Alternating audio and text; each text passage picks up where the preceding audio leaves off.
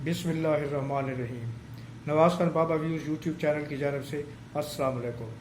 हमें उम्मीद है कि आप लोग जहाँ जहाँ भी हैं बखैर आफियत भी होंगे और खुश खुरम भी होंगे। हमारी दुआ है कि अल्लाह ताला आपकी खुशियों को हमेशा इसी तरह बरकरार रखे और आप इसी तरह खुश खुरम ज़िंदगी गुजारें, आमीन। वीडियो में आगे बढ़ने से पहले हमारी आपसे हमेशा की तरह रिक्वेस्ट है कि आप हमारे चैनल को सब्सक्राइब करें, बेल आइकन के बटन को दबाना ना भूलें और कमेंट बॉक्स में जाकर अपनी राय का इजहार ज़रूर कीजिएगा। हमारे लिए आपकी राय बहुत मुकद्दम है और हमारी कोशिश होगी कि फर्दर आप लोगों के कमेंट्स का जवाब भी दिया जा सके। शुक्रिया। तो चलते हैं, आगे बढ़ते हैं आज के वीडियो की जानिब। आज का मौजू इमरान खान साहब की पीटीआई, उनके बल्ले के निशान की वापसी और फिर उनको बल्ले के निशान उनको वापस मिलना। उसके साथ साथ general retired Qamar Javed Bajwa chief of army staff जो थे उस वक्त के, उनके साथ इमरान खान के इख्तलाफात की क्या वजूहात थी कि जहाँ पर वो भाई भाई थे और एक पेज पर थे, उसके बाद वो पेज ऐसा पटा कि उसने किसी को कहीं का नहीं छोड़ा। उसमें सिर्फ ये है कि ना सिर्फ उनका अपना नुकसान हुआ बल्कि मुल्क को कौम को जितना नुकसान बर्दाश्त करना पड़ा उसकी शायद ना तो नज़ीर मिले और ना ही उसकी जो है वो किसी किस्म की तलाफी मुमकिन हो सकती है। सबसे पहले हम आते हैं जनरल कमर जावेद बाजवा और इमरान खान साहब के ताल्लुकात में क्यों दरार पड़ी। आपको याद होगा कि इमरान साहब के ख़िलाफ़ जो तहरीक अदम पेश हुई थी उससे एक दो दिन पहले तक भी इमरान साहब कमर जावेद बाजवा साहब के लिए इनकी तारीफ़ों में रत्पुल रसा रहे, उनकी तारीफ़ों के पुल बांधते रहे और एक एक लफ्ज़ और एक एक लम्हा और एक एक मिनट जो भी उनको मौका मिला उन्होंने उनकी तारीफ़ों में ज़मीन आसमान के कलाबे मिला दिए और उनकी इतनी तारीफ़ें की इमरान साहब ने कि आज तक हमें तो कम अज़ कम तारीख़ में कोई ऐसा वर्क नहीं मिल रहा कि जिस पर किसी वज़ीर आज़म ने या किसी आला ओहदेदार ने किसी चीफ ऑफ आर्मी स्टाफ के बारे में इतनी ज़्यादा तारीफ़ें की हो या इतनी ज़्यादा तारीफ़ें तहरीर की गई हो। इमरान साहब ने जनरल कमर जावेद बाजवा को अपना बड़ा भाई कहा, उन्होंने उनको पाकिस्तान की तारीख़ का सबसे बेहतरीन इंसान कहा, उन्होंने कमर जावेद बाजवा को पाकिस्तान की तारीख़ का सबसे बेहतरीन आर्मी का सलार कहा और उन्होंने ये कहा कि पाकिस्तान जब से बना है उस वक्त से लेकर आज तक सिविल इंतज़ामिया और अस्करी इदारे आज तक एक पेज पर इस तरह नहीं रहे जिस तरह हम लोग हैं, जिस तरह कमर जावेद बाजवा और इमरान साहब खुद हैं। लेकिन फिर क्या हुआ कि उसके बाद वो नाव ऐसी डूबी और वो हंडिया बीच चौराहे में ऐसी फूटी कि जिसका तमाशा पूरी दुनिया ने देखा और आज तक देख रहे हैं। और आज तक इमरान खान साहब के लहजे में इतनी बिटरनेस और इतनी तलखी है कि उसके बारे में कोई तौजीह पेश नहीं कर सकता कि ये क्यों हुआ। हमें जो कुछ राय से मालूमात मिली है उसके मुताबिक तो फिर मुझे इमरान साहब की तारीफ़ ही करना पड़ेगी, क्योंकि उन राय का कहना यह है कि जनरल कमर जावेद बाजवा और इमरान साहब के दरमियान जो तल्लुकात ख़राब हुए थे उसकी सिर्फ एक वजह थी कि जनरल कमर जावेद बाजवा साहब ने इमरान खान साहब को अमेरिका के ख़िलाफ़ बहुत ज़्यादा बोलने से मना किया था। उन्होंने इमरान खान साहब को कहा कि अमेरिका के ख़िलाफ़ बहुत ज़्यादा मत बोलें और उसके ख़िलाफ़ आप जो लॉबिंग कर रहे हैं या उसके साथ उनके ख़िलाफ़ जो अल्फाज इस्तेमाल कर रहे हैं या उनके ख़िलाफ़ जिन ख्यालात का इजहार कर रहे हैं उनको ज़रा रोकने की कोशिश करें और अपना हाथ अमेरिका पर हौला रखें। इमरान साहब ने कमर जावेद बाजवा को ये जवाब दिया कि भाई अमेरिका ने हमें क्या दिया है, मुझे क्या दिया है, मुझसे मुराद उनकी अपनी ज़ात नहीं थी, उनकी मुराद पाकिस्तान था। अमेरिका ने मुझे क्या दिया है कि मैं उसके ख़िलाफ़ बात ना करूँ। जब अमेरिका हमें कुछ नहीं दे रहा और वक्त पड़ने पर मौका मिलते ही वो अपनी आंखें माथे पर रख लेता है और नज़रें चुरा के दूसरी तरफ निकल जाता है, तो मैं क्यों ना उस ब्लॉक से निकल कर चाइना और रशिया के ब्लॉक में शिरकत अख्तियार करने की कोशिश करूँ। इमरान खान का ये मौक़िफ़ बहुत दुरुस्त था और मैं इस मौक़िफ़ की तारीफ़ करता हूँ और मैं इमरान खान को खिराज तहसीन पेश करता हूँ कि अगर वाकई ये बात दुरुस्त है और इसी मौक़िफ़ की वजह से अगर इमरान साहब की हुकूमत गई है तो फिर मैं इमरान साहब को खिराज तहसीन पेश करता हूँ कि उन्होंने जवाबमर्दी के साथ अपने कदमों पर खड़े होकर अपने मुल्क और अपने कौम की इज़्ज़त और गैरत के लिए एक स्टैंड लिया। लेकिन बात यहाँ पर आ जाती है कि वो स्टैंड उन्होंने गलत अंदाज में लिया اس طرح کی باتیں بیچ چرہوں میں آ کے نہیں کی جاتی، اس کے لیے ڈپلومیسی اختیار کی جاتی ہے، پیار محبت سے باتیں کی جاتی ہیں، کچھ لے اور کچھ دے کا طریقہ اپنایا جاتا ہے۔ اور یہی وہ کمی تھی جس کی وجہ سے عمران خان صاحب نے مار کھائی اور وہ اتنی بلندیوں پر پہنچ کے بالکل پستی میں آ کر جا گرے، اور آج بیچارے وہاں پر جیل میں پڑے ہوئے ہیں۔ ہمیں ان کے اس انجام کا بہت دکھ ہے، بہت تکلیف ہے۔ رشیا کے ساتھ تعلقات ہماری بھی خواہش ہے، ہم بھی کہتے ہیں کہ رشیا اور چائنا کے ساتھ تعلقات بنائے جائیں، لیکن ہوا کیا کہ عمران صاحب نے امریکہ کے ساتھ تو تعلقات خراب کیے ہی، انہوں نے چائنا کے ساتھ بھی سی پیک والے ایشو پر تعلقات خراب کر لیا، اور انہوں نے سی پیک کو بالکل منجمد اور فریز کر دیا، اور سی پیک عمران خان صاحب کے دور میں ایک قدم ہی آگے نہیں بڑھا، اور اس سی پیک پہ جہاں پر چائنا کی اربوں ڈالر کی انویسٹمنٹ کی ہوئی ہے، وہ انویسٹمنٹ ان کو ڈوبتی ہوئی نظر آنے لگی،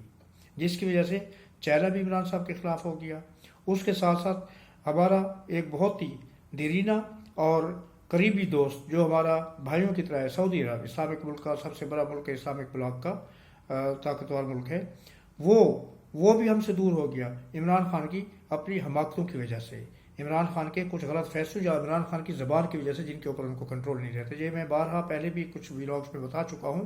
کہ سعودی عربیہ عمران صاحب سے کیوں ناراض ہوا۔ ایک تو جو گھڑی کو معاملہ تھا کہ انہوں نے تحفے کے طور پر دی، انہوں نے بیچ دی، اور اس تحفے کو انہوں نے نیلام کر دیا، یعنی کہ اس تحفے کی انہوں نے قدر نہیں کی۔ دوسرا، پھر سعودی عرب نے یونائٹڈ نیشن آرگنائزیشن UNO کے اجلاس میں عمران خان کو جاتے وقت جو اپنا MBS نے، محمد بن سلمان نے جو اپنا ذاتی جہاز ان کے نظر کیا تھا کہ عمران صاحب کسی اور فلائٹ پر جانے کی بجائے میرے جہاز میں تشریف لے جائیں، یہ ایک جیسچر آف آنر تھا، یہ عزت افزائی کے لیے ایک سمبل تھا، اور اس کی عزت افزائی کا جواب انہوں نے یہ دیا کہ اسی جہاز میں بیٹھ کر انہوں نے سعودی عربیہ اور شاہی خاندان کے بارے میں عجیب باتیں کی، جیسے وہ بندے کھلنڈرے لڑکے بیٹھتے ہیں گلیوں چوراہوں میں بیٹھ کے آپس میں باتیں کرتے ہیں، فلاں کے گھر کے اور فلاں کے بارے میں اور فلاں دوست کے بارے میں کہ وہ ایسے اور وہ ایسی حرکتیں کرتے ہیں۔ تو عمران صاحب نے اس طرح کی باتیں کی، اور کیونکہ وہ جہاز ظاہر ہے کہ شاہی خاندان کا ذاتی جہاز تھا، وہ بگ تھا، اس کے اندر ایسے اکوپمنٹ لگے ہوئے تھے جس سے ان کی ساری گفتگو وہاں تک پہنچی، اور جہاں سے وہ ناراض ہوئے اور انہوں نے عمران صاحب کو بیچ راستے میں اس جہاز سے اتار کے کمرشل فلائٹ پر آنے پر مجبور کیا۔ تو یہ چیزیں ہیں عمران صاحب کو کہ تھوڑا سا ان میں برداشت کا مادہ ہونا چاہیے، قوت برداشت ہونی چاہیے، تھوڑا سا سینس ہونا چاہیے، عقل کا استعمال کرنا چاہیے، جذبات کو کنٹرول میں رکھنا چاہیے، اور جذبات اور عقل کو دونوں کو ملا کر جو ہے نا وہ اگر کام کریں تو اس کے نتائج بہتر ثابت ہو سکتے ہیں، بہتر نتائج سامنے آ سکتے ہیں، لیکن عمران صاحب میں یہ چیز ہے نہیں۔ اب دوسرا موضوع ہے PTA کا بلے کا نشان، بیٹ کا نشان، جو الیکشن سمبل ہے، وہ جو ہے اس کے الیکشن کمیشن کے ایک فیصلے کے نتیجے میں واپس لے لیا گیا، تو پھر عمران صاحب نے ان کی جو لیگل ٹیم ہے اور ان کی جو کور کمیٹی ہے، انہوں نے فیصلہ کیا کہ اس کو چیلنج کیا جائے پشاور ہائی کورٹ میں۔ اب اداروں کو آپ خود ہی جو ہے وہ متنازع بنا رہے ہیں۔ پشاور ہائی کورٹ ہمارے لیے محترم ہے، لیکن اسلام آباد high court, Lahore high court, آپ نے جہاں پر جو ہے اس کو چیلنج کیوں نہیں کیا، جبکہ آپ کی ساری کریم جہاں پر بیٹھی ہوئی، آپ کے لوگ جہاں پر بیٹھے ہوئے ہیں، آپ کا وہ ادارہ جہاں پر موجود ہے، آپ نے جہاں پر چیلنج کرنے کی بجائے اس فیصلے کو